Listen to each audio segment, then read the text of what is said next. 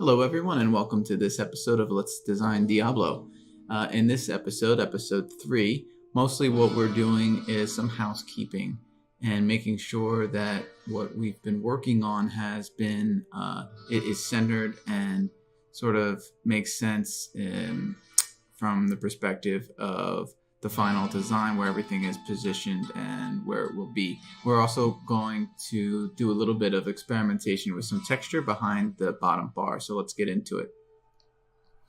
So I've created these brown rectangles to help us figure out where things should be positioned. And I did that because I was having some trouble with the centering of different assets on the canvas as a whole, because it was not, for some reason, snapping to the center as I had expected. I think probably because when you have a layer with pixels sort of, where you're seeing them, but also like towards the, but also pixels existing somewhere else on the frame, it doesn't really know where the center is. So I had to eyeball it and figured the best way to do that would be to create these boxes and to size them and create them to be a certain width and a height, so that they're a known quantity, and then make them equal on either side.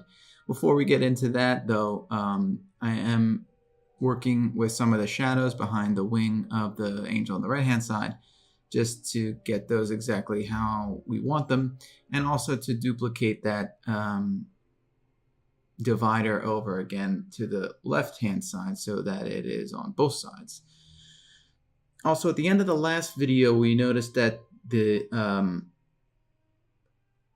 demon's wing was coming in front of the health globe, and that's not what we wanted. I believe I did that off stream now. So if you do notice that demon's wing on the bottom left, it is going behind the globe as it should be. So we're just doing, again, some housekeeping and making sure that the dividers and that the where the angel and demon are coming out of are equal in terms of where they are, from how close they are to the bottom on either side. And moving some things around, again, experimenting with this bottom bar, see where it should go. I think it looks pretty decent there. It looks like a natural kind of place for it. We still don't even know what's going to be there or what purpose that bar is going to serve, but it will do something in the end.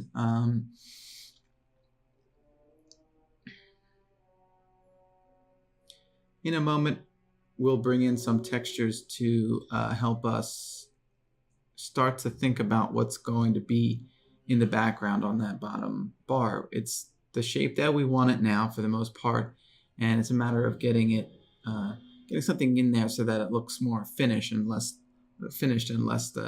sort of transparent or something. I think black is a decent color for that area, but we do want there to be some texture so that it is separates from the gameplay area. We can look at the skills in the left and right. They're not the same, and that's just because we're still experimenting with what those should look like. And here again, we're experimenting with how high on the gargoyle we want his body to be cut off. And just taking a look at this because the angel's wings, or whatever the top of her is, comes up higher than the demon's wings. And so we want those to be symmetrical in a sense, not in the sense that they look exactly the same, but in that they are shaped similarly enough that it kind of makes the eye, doesn't pull the eye in one direction or the other. So this is better. The gargoyle moved down a little bit. If you look at the top of his wing and the top of the angel's head, and the angel's wing sort of is in the same place vertically, but it looks sort of strange because we're not seeing enough of the gargoyle's body, and I think it's where he's being cut off looks a little bit odd. So it was a good thing to try, but it's not in the end the direction we are going to go in. There's a thought here that we could use portion of the angel and the demon that is currently masked out, that would sort of even out the design on either side. But I think that just it's too much decorative artwork. I think it draws the eye in too heavily to the angel and the demon, where really we want people to be focused on the globes themselves. So we move away from that after having tried it. I think that it made sense to give it a shot. And again, we go back to using these boxes to make sure that things are centered properly. Right now, it looks like everything is too far to the right. There's more room to the left of the demon than there is to the right of the angel. So we're creating a box over there just to see what those measurements are. And then you'll see we move the box to the other side, and it will be obvious that it's not quite centered. So we'll have to fix that. And the reason that the skill icons on either side are not exactly the same right now is that we're not exactly sure what we want to do with them yet.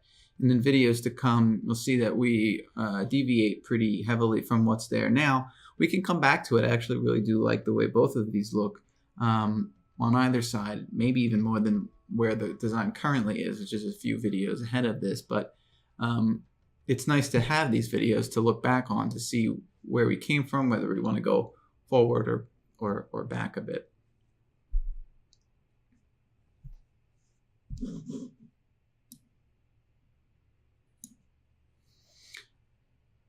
So that blue line going vertically through the image now is the center of the composition as a whole. And we're noticing, of course, it is not the center of the bar in the middle. And so we want to make sure that we shift the whole thing to the left a bit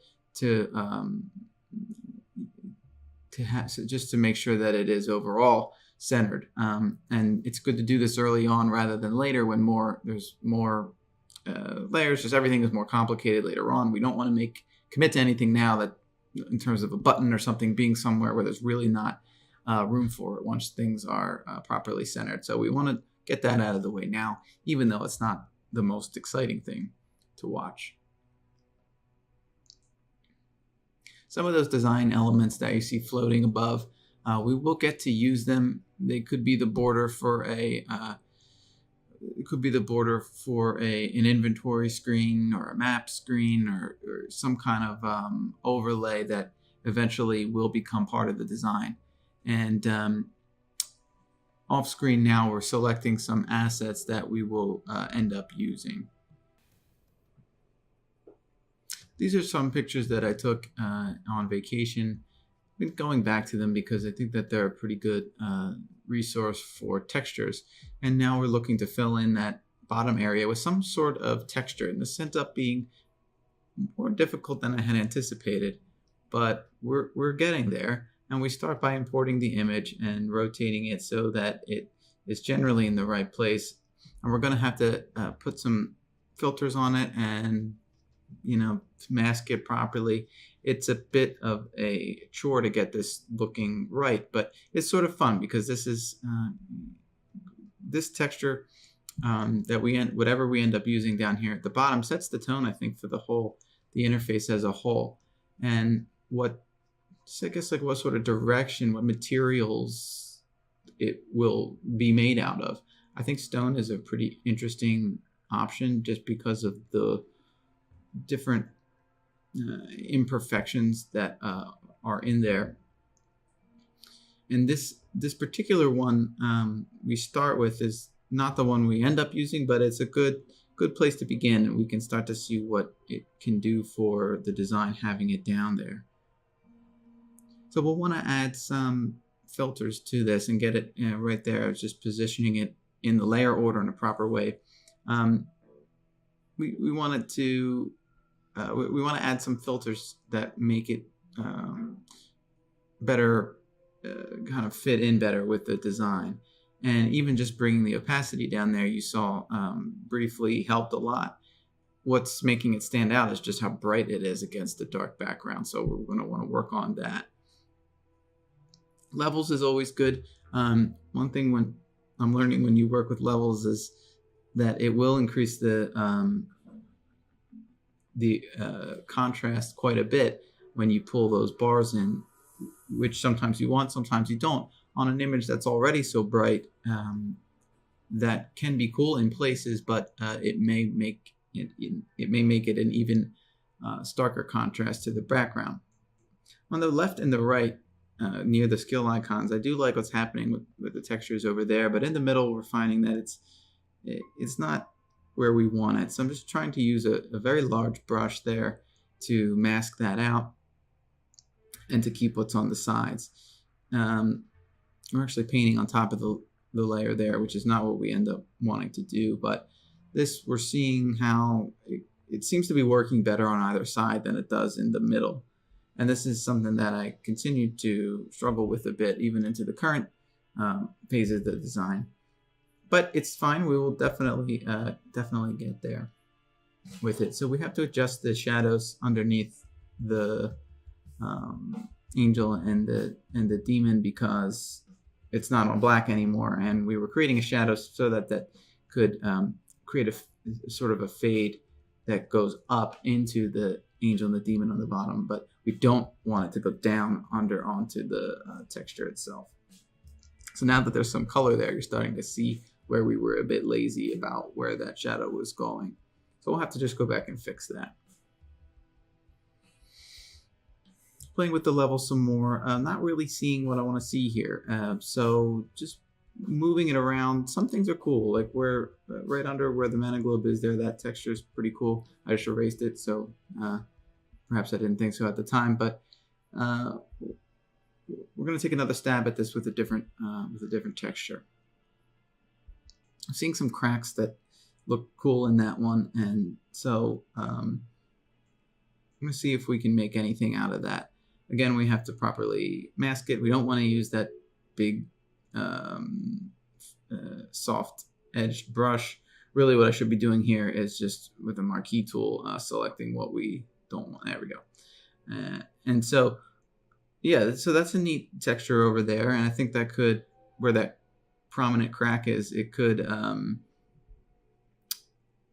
of like blend nicely into where the demon is coming out of. But what I think that we find here is that with these rock textures, although they're very cool, they have a lot of detail in them, and there's not, and so I think because of that, they're very distracting.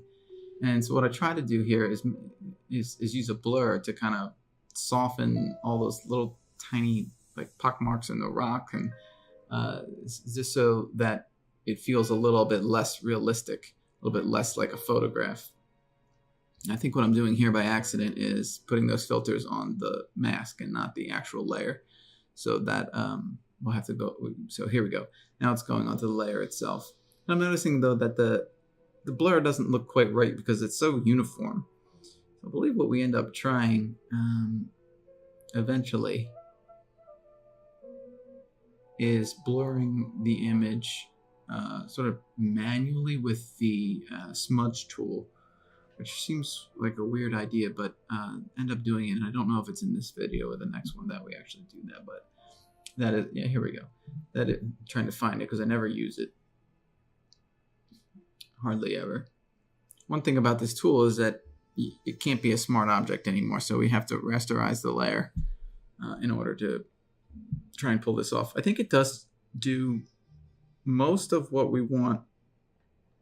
Doesn't really make sense for the rock to look blurred or smudged like that, but it does, from a visual standpoint, do sort of what we want it to do. Trying it on either side, seeing whether that makes a difference. I don't really mind the way this looks on the left. If you sort of step back and look at the whole design, then okay, yeah, we're done. It does work okay. It's not great. We will do better with it as we go along. So thank you so much for watching this video. I know, again, was a lot of housekeeping work. Not all of it was super exciting, but as we continue to work on that bottom texture, it will get more and more interesting. So stay tuned. Thanks for watching. I'll see you in the next video.